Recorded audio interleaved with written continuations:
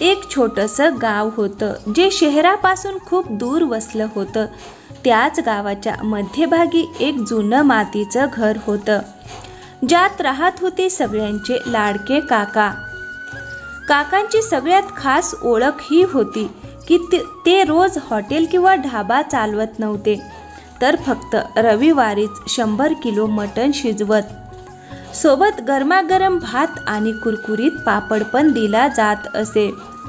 गावात अजूनही बरीच हॉटेल होती, पण रविवारी सगळी हॉटेल ओसाड पडत असत आणि काकांच्या अंगणात जणू मेळा भरत असे. त्या रविवारीही काका लवकर उठले आणि बाजाराच्या दिशेने निघाले. बाजारातील कसाई हसत म्हणाला, काका, आज पुन्हा 100 किलो मटण घेऊन चाललात. असं वाटतंय की सगळ्या गावाचं पोट तुम्हीच भरणार.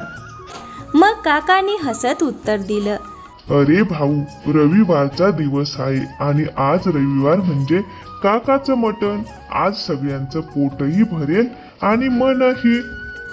ते जड मटण उचलून हळूहळू घरी पोहोचले. दारात त्यांची पत्नी काकू उभी होती. मग काकू म्हणाली, ऐकताय का?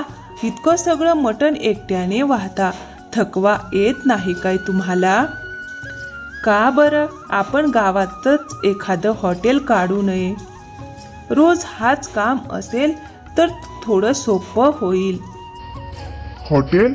अरे बाई, ही कसली ग बोलणी करतेस? जर हॉटेल काढले तर रोज बनवावं लागेल. रोज केलं तर लोकांना तोच स्वाद कुठे मिळेल?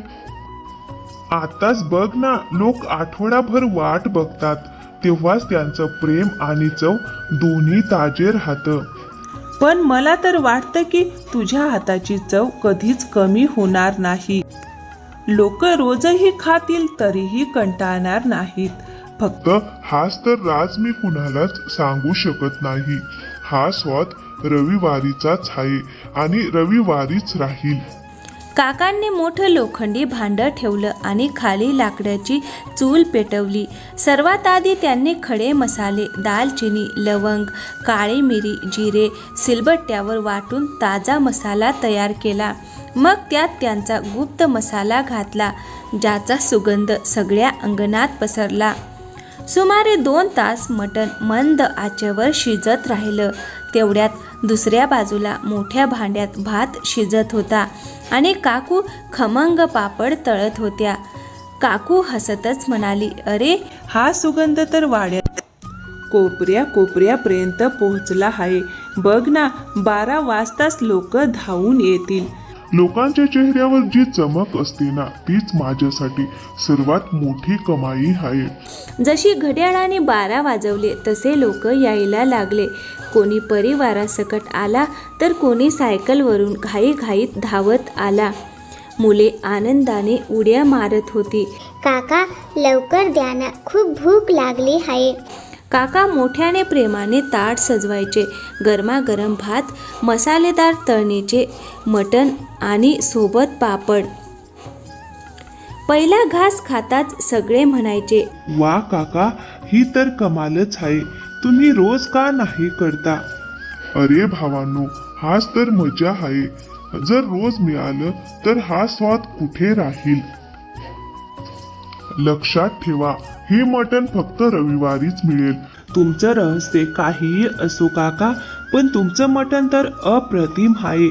आम्ही तर पूर्ण आठवडा वाट बघतो फक्त रविवारीसाठी. हळूहळू गर्दी इतकी वाढली की दुपार होताच सगळं मटण संपलं.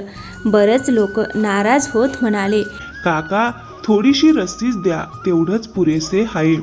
माफ करा भावांनो, आता तर रस्साही उरलेला नाही.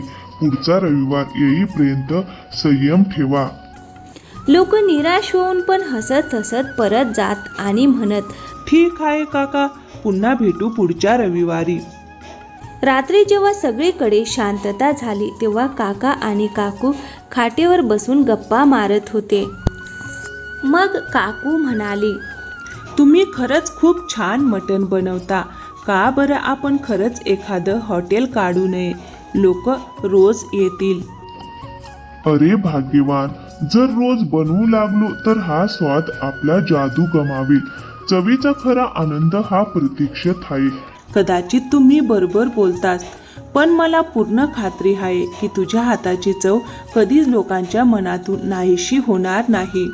असं म्हणून दोघेही रात्रीच्या शांततेत हसत हसत झोपेच्या दिशेने वळाले. दुसऱ्या दिवशी सकाळी काका गावाच्या गल्लीबोळातून हिंडत बाहेर पडले. चालता चालता चौकातल्या पिंपळाच्या झाडाखाली जाऊन बसले. लोक ये जा करताना काकांना नमस्कार करत आणि काका आपली हसरी मुद्रा ठेवून सगळ्यांना आशीर्वाद देत राहिले. एवढ्यात एक तरुण त्यांच्या जवळ आला आणि म्हणाला, काका, तुम्ही इथे एकटा बसला आहात. जर वेळ असेल तर माझ्या सोबत चला. माझी एक छोटीशी टपरी आहे जिथं मी चिकन कढी बनवतो. मला हवंय की तुम्ही माझ्या चिकनची चव घेऊन सांगा त्यात काय उणं आहे. अरे बापरे, हे तर अजून उत्तम आहे. इथे उगीच बसण्यापेक्षा तुझं चिकन चाखलं पाहिजे. चल, दाखव तुझं कौशल्य. दोघेही त्याच्या टपरीवर पोहोचले. मुलाने पटकन गरमागरम चिकन कढी आणि भाताची थाळी सजवली आणि काकांसमोर ठेवली. काकांनी पहिला घास घेतला, थोडा वेळ चावला आणि मग म्हणाले, बघ रे मुला, तुझं चिकन ठीक आहे, पण त्यात जान नाहीये. मुलगा आश्चर्याने म्हणाला, जान नाहीये काका, मी तर ताजे मसाले टाकतो. बात मसाल्यांची नाहीये. तू चिकन मॅरिनेट करतोस का? नाही काका, मी तर सरळ शिजवतो. हाच तर उणं आहे. जर चिकन मध्ये चव आणायची असेल तर आधी त्याला 30 मिनिटं लिंबू, आलं, लसूण पेस्ट आणि थोडा गरम मसाला लावून मॅरिनेट कर. जेव्हा ते मसाल्यात मिसळून जाईल तेव्हाच खरी चव येईल. मग शिजव. बघशील लोक पुन्हा पुन्हा मागतील. धन्यवाद काका, उद्यापासून मी नक्की तसंच करीन. काका हसत हसत तिथून पुढे निघाले.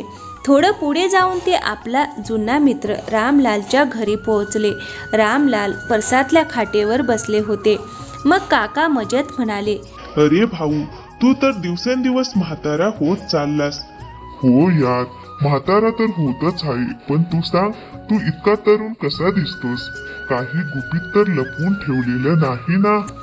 काकाने ठसकन हसत म्हणाले, गुपित आहे तर, पण सांगितलं तर तूही तरुण होशील.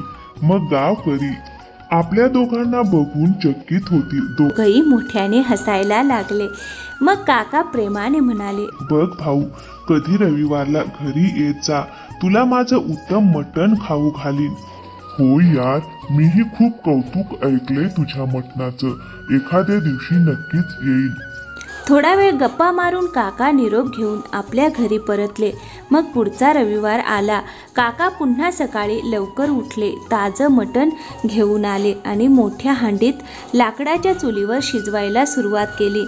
हळूहळू गरम मसाल्यांचा आणि गुप्त मसाल्यांचा सुगंध सगळ्या गावात पसरला.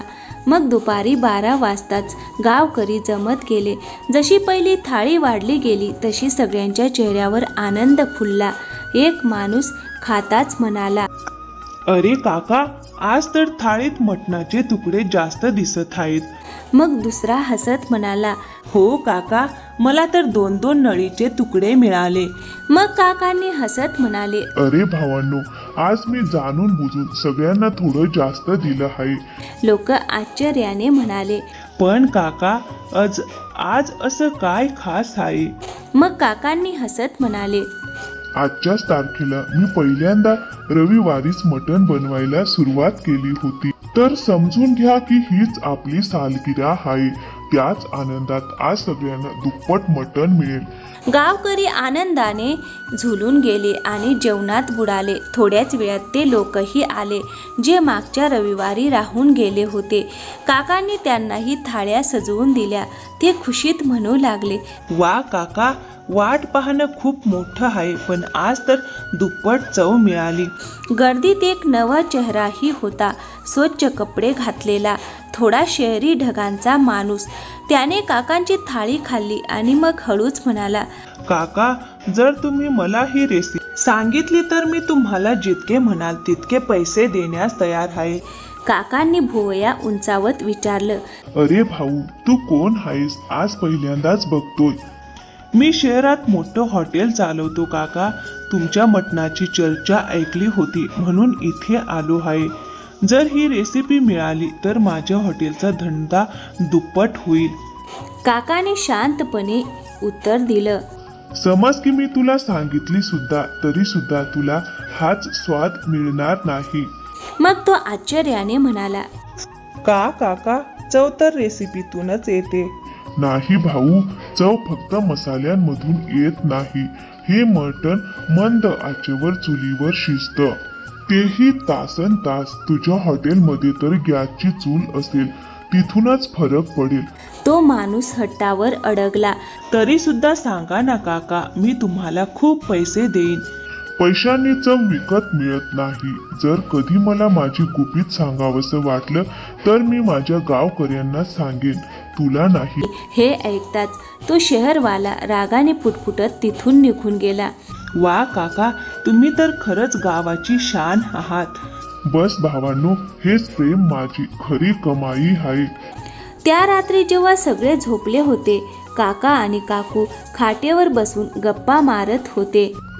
अरे भाग्यवान, आता वय वाढतंय. विचार करतोय आपल्या या मटणच्या गुपितचा वारसा पुढे कोण घेईल. काकूने होकारार्थी मान डोलावली. बरोबर बोलताय तुम्ही, पण हे गुपित कोणाला द्याल? तुमच्यासारखं कोण बनवू शकेल? काय माहित, एखादा स्वतःहून चालत येईल, ज्याला वरचा आपल्यासाठी पाठवेल. दोघंही असा विचार करता करता झोपून गेले. सकाळी दारावर टकटक झाली. कोणी आहे का घरात? बाहेरून एक हलकीशी आवाज आली. मग काका बाहेर आले तर पाहिलं एक मुलगा उभा होता. मुलगा म्हणाला, काका, मी अनाथ आहे. बऱ्याच दिवसांपासून भुका आहे. काही खायला मिळेल का? काकांनी त्याला आत आणलं. काकूने लगेच भात आणि उरलेले मटणाचे तुकडे वाढले.